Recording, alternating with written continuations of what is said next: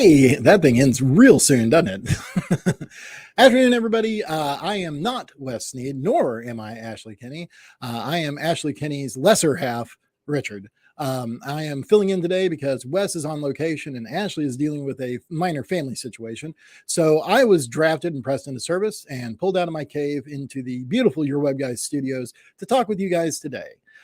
It's not going to be a real long tech talks today. It's going to be pretty short and sweet, but it's going to be very, very important information for you to put in your back pocket and refer to in the future if and when you need to move your domain. So a little bit of information about domains. Your domain is your .com, your .net, your .org, your .us, your .ninja. There's a ton of domains now. And they run the gamut from the .coms that you know of to some of the foreign ones like .co.uk for England. There's .co. AU for Australia. There's a lot of different what's called TLDs, that stands for top level domain, and that's the dot whatever. And so there's .com, .net, and .org that we're all familiar with, but now there's there was another round that's a little bit more familiar, like .info. They're still not mainstream, but there's been a new round of like .guru and .ninja and .catering and a bunch of different ones. So any of them, all of them are governed by an authority called ICANN, ICANN. And it's one of the few things on the internet that actually does have a governing authority. And because of that, there are rules and there are things that you need to know if you ever want to move your domain from your current registrar, wherever you have it registered at currently, to a different domain registrar. This can happen if you want to get a better deal somewhere. Sometimes web providers like us include a domain as part of the service. So if you take off from our service, then you would need to find a different registrar as well. Not only just a different host, but also a registrar.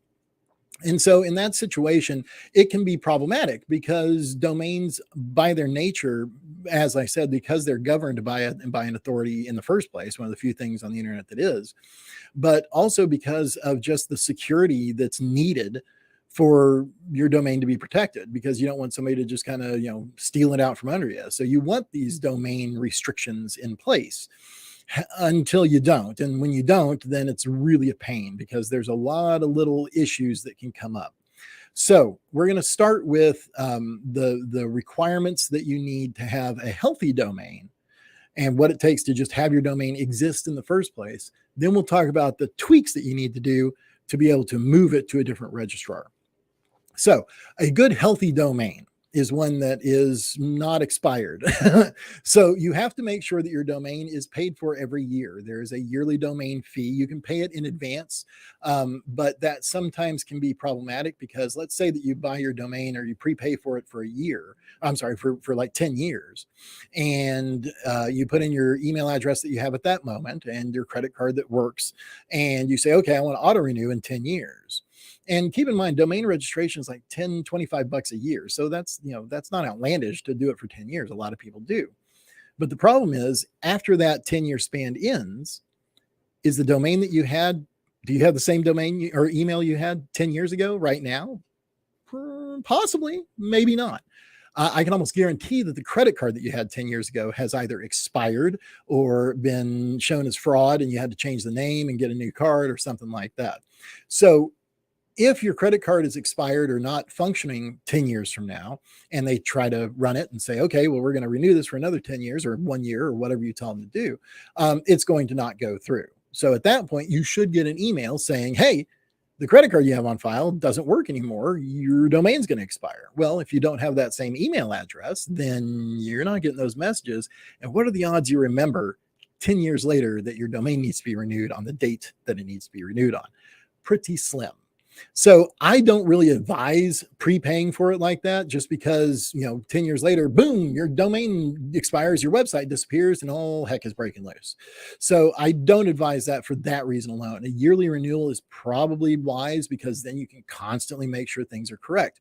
So let's say that your email address changes. Let's say that your credit card is expired. And then your domain expires and your website disappears. Okay. And you're hitting the panic button. Well, at that point, you got to figure out where your domain is registered. So do you remember where it's registered 10 years later? Probably not. But even, and this stuff can happen just in a year, right? A whole lot can happen in 1 year pandemic. So a lot has changed just in 1 year, 2 years. So the 10 years is kind of an extreme example, but it does happen. But even at 1 year intervals, your credit card can change, your email address can change, and you just forget to do your domain. So that's why it's nice every year to kind of have that, oh yeah, I got to make sure everything's square on it. But let's say that you do let it expire accidentally or even on purpose. What happens? Well, first thing you have to do is figure out where your registration is, where your domain is registered at. Okay. Once you do that, then you can go in and log into your account. Well, what if you don't remember your account login information? Well, then you have password recovery. But again, if the email that you're using is not the same as it used to be, or if you had somebody else set all this stuff up, an employee, which a lot of times entrepreneurs will do that because they just say, I don't have time to mess with this. Go register it, take care of it.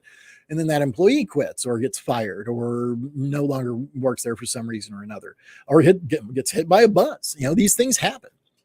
And so the email address that your domain is registered on, the account that the domain is registered under's email address is no longer accessible to you. Well, now you're in a whole can of worms, right? And so that's when ICANN steps in. You have the ability to prove that you own that domain if you have like a utility bill or something like that you can provide to them that has the same address as the Whois data. Okay. We've talked about Whois data before. I know whenever I was a guest on the show once or twice, it was one of those times, but the Whois data basically says who owns the domain, right? You've got the administrator Whois data, you've got the technical Whois data, you've got a couple other ones in there. So that address, that physical address has to be on some type of a bill, like a utility bill. And then you can say, hey, this is ours. We own it because we are at this address. What if you've moved, right? There's ways around it. You start getting into the affidavit area where you have to like prove that you are who you say you are. But again, if you had an employee do it, then you have to go get an employee. And if they've been hit by a bus, that's really hard to do. Or, if they've been fired, then they probably aren't going to want to help you out much. So these are kind of the nightmare scenarios. And the longer you have your domain renewed for, the more likely those things can happen, the more likely things in that path can go wrong. So again, that's why I like a yearly renewal, just because then you can make sure that everything's square. And if you have any problems, it's not 25 layers deep, it's just 1 or 2 layers deep.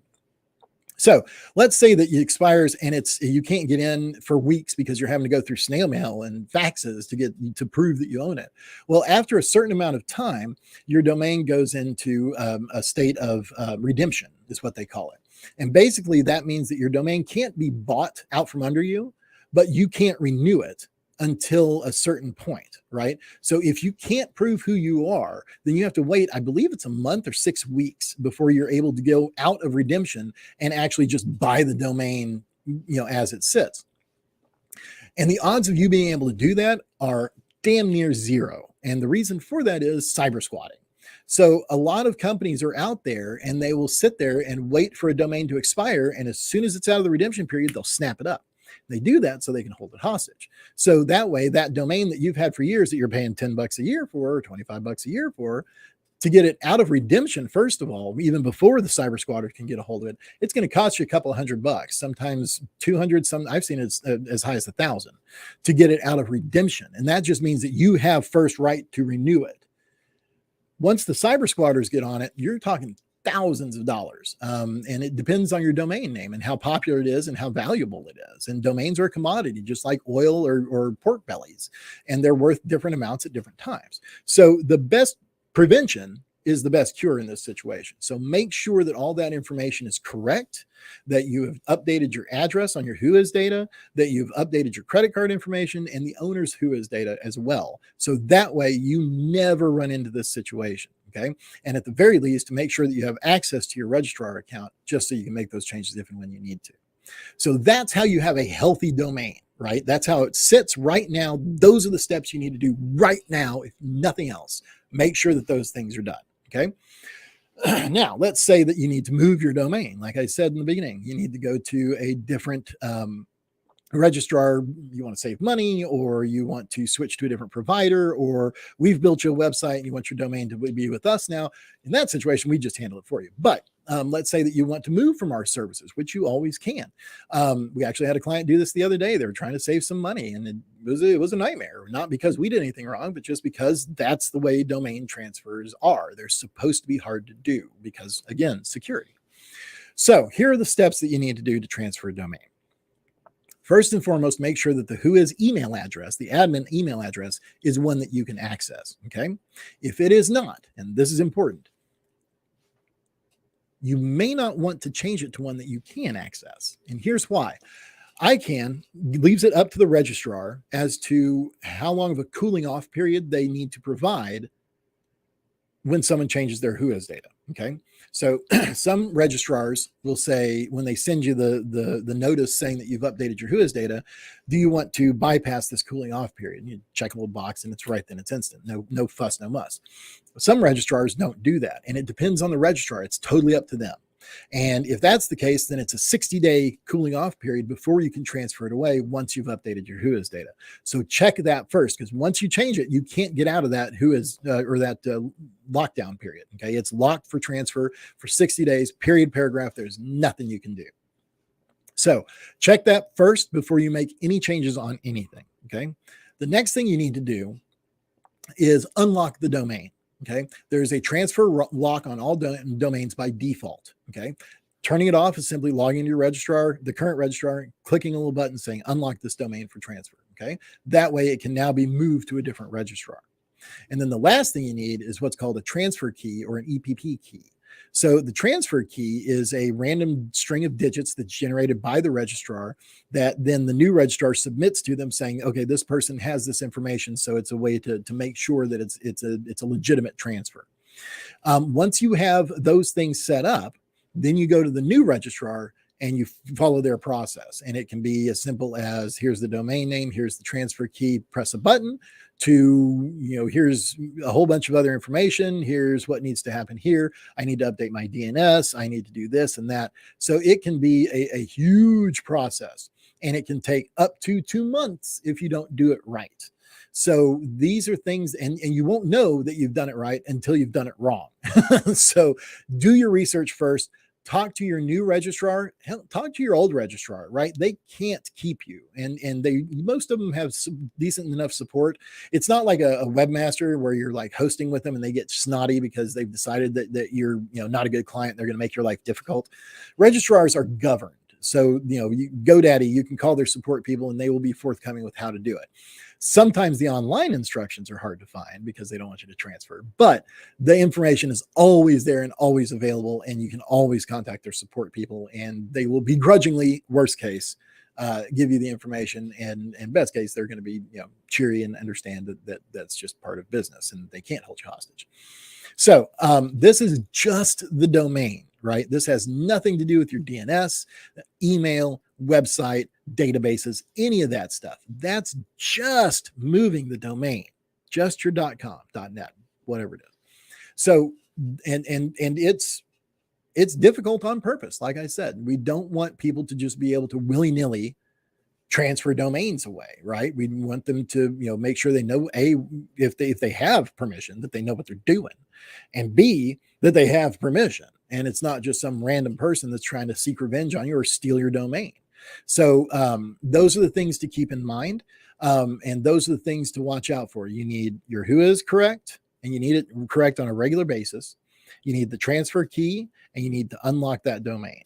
Once you have those three things, then you can move it to a different registrar. And if you don't, beware to do it right, because it can be problematic if you don't. So this is just a quick little tech talks to let you know about something that recently has happened that I figured a lot of people don't realize how difficult it is to do this stuff. And hopefully it will save you some time and some heartache in the future if you ever are in this situation. So it's one of those, put it in your back pocket so that you have it available if and when it ever becomes an issue. My name is Richard Kinney. I am the head web guy here at Your Web Guys. We are here broadcasting from the Your Web Guys office here in Farmers Branch. So just a quick shameless plug for us. We maintain websites. So if your website is old, ugly, out of date, or worse, not making you money, let us know. We can help you. You can call us at 877-WebGuy1. We are your web guys.